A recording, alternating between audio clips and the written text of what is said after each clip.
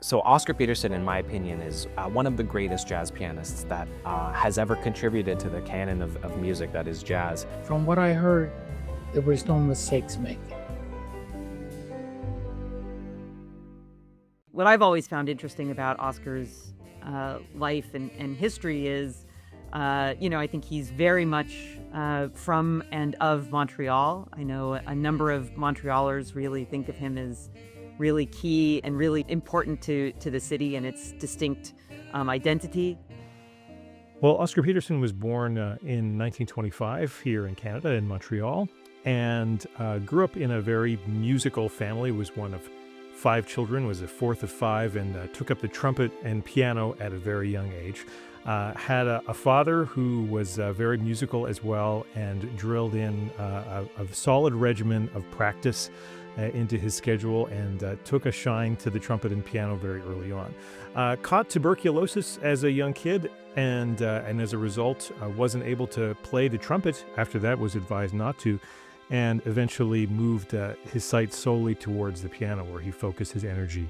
So Oscar Peterson, in my opinion, is one of the greatest jazz pianists that has ever contributed to the canon of music that is jazz.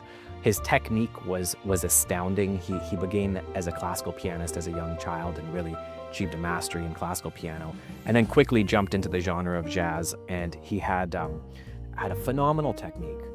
But beyond that, the thing that most closely speaks to me is his command of rhythm and his ability to almost play the piano in a drum-like manner, no matter what the tempo is, whether he's playing super slow or he's playing really fast or right in between. He is conveying such a strong sense of swing, and he is just making the music feel great. He's making you want to dance to it. Right? When you listen to an album like Night Train, you just want to dance, hearing the rhythms that just a piano trio comes up with.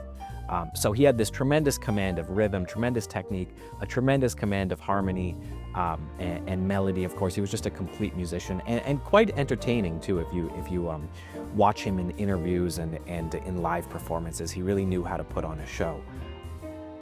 Oscar Peterson is probably, well, I would say arguably Canada's most significant jazz musician, someone who emerged from Montreal to really take over the world stages, and not only revolutionized piano technique and the way that jazz piano was understood around the world, but also had a tremendous influence on jazz music across Canada and internationally. I mean, he's truly just an incredible legacy of creativity, artistry, excellence here in Canada, and someone for whom we should all be very proud.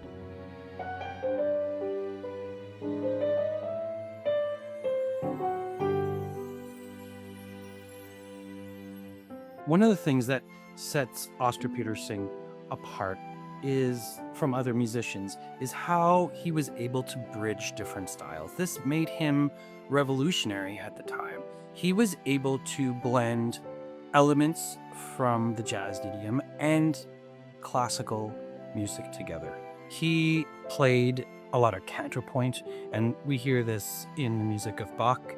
We hear this with excellent improvisers. He had the virtuosity between his 2 hands to play melodies with himself, with inside his voicings on the piano. It's an incredible instrument he was able to orchestrate, I guess, is what I'm really thinking of. I would agree that Oscar Peterson is, on the scale of virtuosity and technique, really unmatched in the world of jazz piano. And interestingly, I think that he came to that technical mastery in a variety of ways, and part of that was through his classical training for sure. He studied with a number of different people in the Montreal area as a youngster.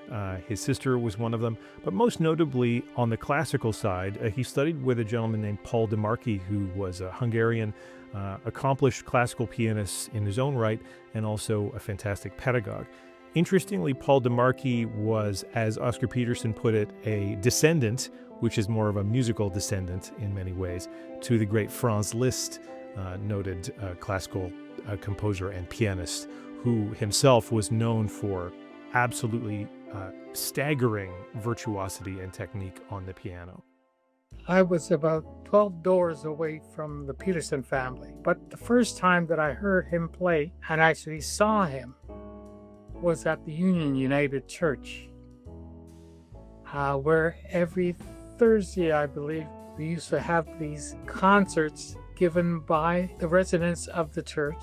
The first time that I remember seeing Oscar Peterson, I was about 4 or 5 years old, and I sneaked up to the front of the stage. I just knew that it was this piano player that belonged to the church that was going to play. And so myself and 2 other friends sneaked up. So we were right in front. And the thing that fascinated me about Oscar was the size of his hands. He was probably 15 or 16 years old by then. And I kept saying to myself, well, how is he going to be able to put these big hands into the piano keys and not make mistakes? From what I heard, there was no mistakes made.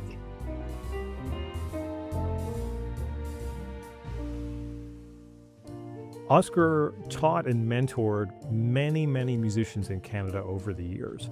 The earliest example that I've been made aware of was the Advanced School of Contemporary Music that he ran in Toronto from 1960 to 1963 with his trio mates at the time. And he, by all accounts, was running this school essentially out of the basement of his home up in Willowdale in Toronto, and was mentoring musicians in a course that he and the trio designed and implemented all on their own, without any kind of federal or provincial funding to my knowledge, and just kind of went for it for the love of teaching. I know by studying piano, you obviously would have started playing what we call classical music, didn't you? That's true. Is this an essential for a jazz pianist? Quite definitely. It's an essential for any musician. Is it? And this is something that not only myself, in as far as handling my students, but all of us, these are theories and practices that we employ in the development of the students. We find that, to be truthful, the basic lacking is primarily from a classical or a diatonic standpoint.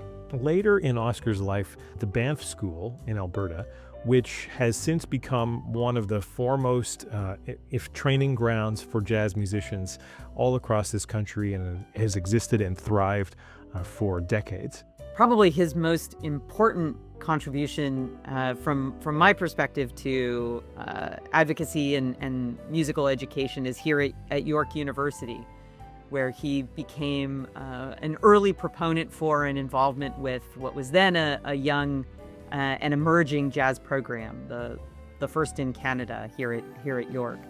And his presence had an incredible effect on our faculty, our staff, our students, and certainly when participating and serving as an adjunct faculty member in the program, it really elevated the whole experience for students, in part because of what he gave directly in terms of attention, but also because of the symbol that he was. He was an aspirational figure. He was he gave students belief that there was a future for their own careers and creative ambitions.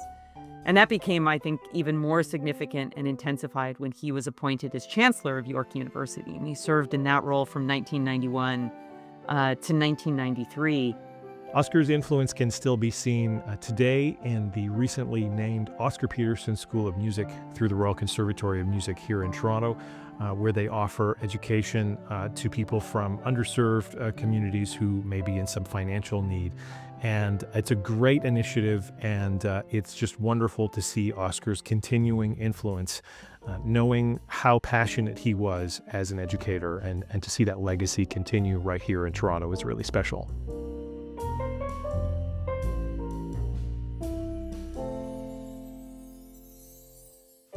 His music has reached so many listeners around the world, and it brought me into jazz, and it kept me in jazz.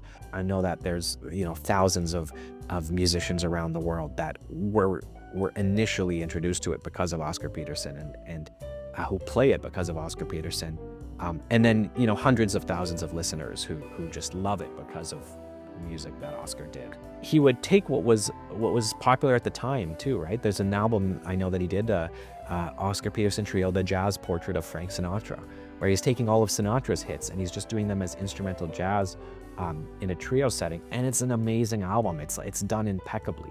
Or even earlier, he would do the songbook. So I think he adapted to what was popular for the time, but he also knew what made sense to him, and he didn't deviate too far from his sound, right? He always kind of kept his sound. Later in his career, he did more composing. At the end of the day, he always sounded like Oscar Peterson from pretty much from day one. You could tell, oh, that's Oscar Peterson at the piano. I started to play at all the places that Oscar played as a youngster and in his teen years, and did the same thing, played for the dances at church and different locations, places around Montreal. People became familiar with my playing, so I kind of was there. Everyone was starting to say, well, Oscar has done it, so now it's your turn. I should be next in line, not realizing what they were saying. I don't think people really realize that you were talking about the world's greatest jazz pianist. The great thing is, as of 8 years ago, that hall in the church is called the Oliver Jones Room. And that I'm very, very proud of. Unfortunately, I never had the opportunity to see Mr. Peterson play live. However, I played for 15 years with Oliver Jones. Oliver Jones grew up just a few doors down from Mr. Peterson, and that line to Oscar, Daisy, is direct. And he would have these incredible stories about being out front of Oscar's house and listening to Oscar practice and what that meant to him, and just the visualization of that is so incredible. And so it was amazing to hear these stories firsthand of how influential that Oscar was to a whole generation of musicians.